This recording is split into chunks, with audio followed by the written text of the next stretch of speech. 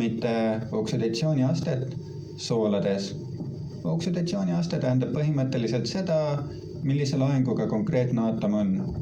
Kas on nüüd ioonilise sideme täislaeng või polaarse kovalentse sideme osalaeng, hetkel ei loe. Me loeme neid oksidatsiooniastme määramisel samaväärseks. Positiivse oksidatsiooniastme saavad kõige tavalisemad metallid. A-rühma metallidel on oksidatsiooniaste võrdne nende A-rühma numbriga. B-rühma metallidel on oksidatsiooniaste ühendites vähemalt 2, võib-olla rohkem.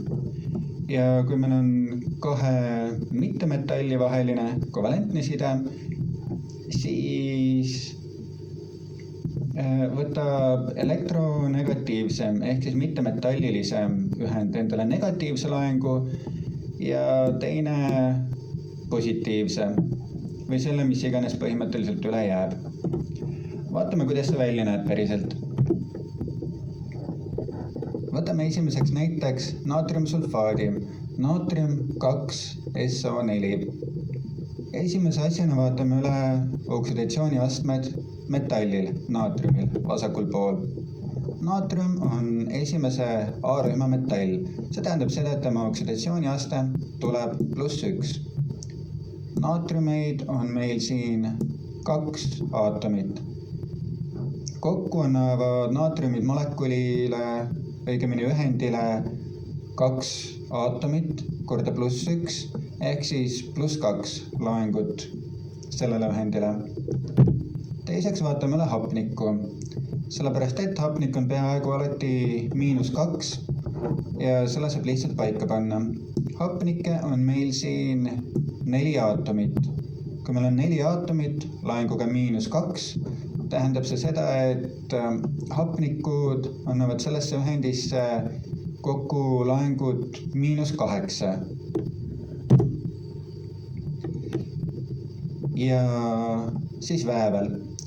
Kui ühend peaks kokku olema neutraalne, naatriumid annavad kokku 2 plussi, hapnikud võtavad siis ära 8 plussi või annavad 8 miinust, siis selleks, et kogu asi oleks kokku nullis, arvestame, et väävlile jääb järgi põhimõtteliselt laeng +6.